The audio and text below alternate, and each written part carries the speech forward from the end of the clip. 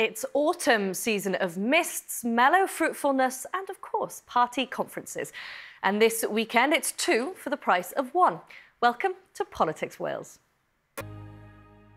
I'm Teleri Glyn Jones, coming up on the programme.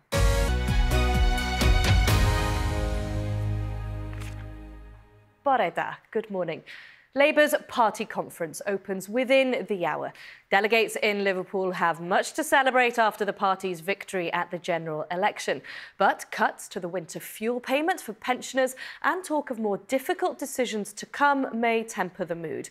We'll hear from the Welsh Secretary, Jo Stevens, shortly.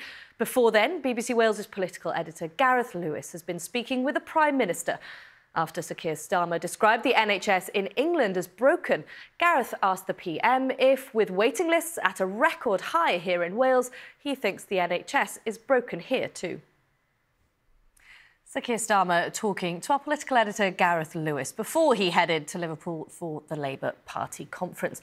Well, the Welsh Secretary Jo Stevens is there too now and joins me this morning. Good morning, Jo Stevens. I wanted to ask you, first of all, whether you have accepted any gifts as part of a little bit of delay on the line, so please bear with us. But do you feel comfortable about generous gifts, especially of clothes and things, from party donors? About the reset in this relationship. But Eluned Morgan made some fascinating comments this week on ITV and S4C's A Byd yn ei Le programme, where she suggested she had as much influence on Donald Trump as she did on Keir Starmer. What does that tell us about the level of respect and kind of mutual respect that there is between the two governments? Because it strikes me that, you know, that culture of Wales going to England or going to Westminster with a begging bowl still exists if she feels that way. On the winter fuel payment this winter, where do you stand on this issue of country before party? Do you put the people of Wales and the pensioners of Wales first, or do you put your party's kind of political agenda? Programme about kind of what the Law Society in Wales wants to see as reforms to the justice system. Henry Tufnell, one of your news with a dodgy line and a long delay, so enjoy the conference. Thank you very much. Well, it's not just Labour who are in conference this weekend. Reform UK have also been meeting in Birmingham. The mood there was also celebratory after the party returned 5 MPs to Westminster at the general election, including its leader, Nigel Farage. None of those seats were in Wales, but after winning nearly 17% of the vote here, Reform looks well placed to win a significant number of seats at the next Senedd election in 2026.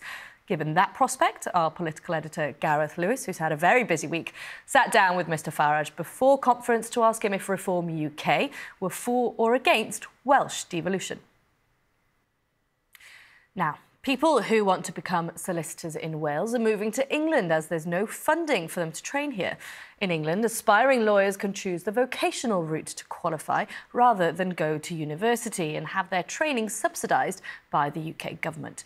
The Welsh government says it's looking into the need for such funding, as Rhodri Lewis reports. Rhodri Lewis reporting there. Now, to discuss this and the wider issues within the justice system is Jonathan Davis, head of the... No, those basic building blocks aren't in place.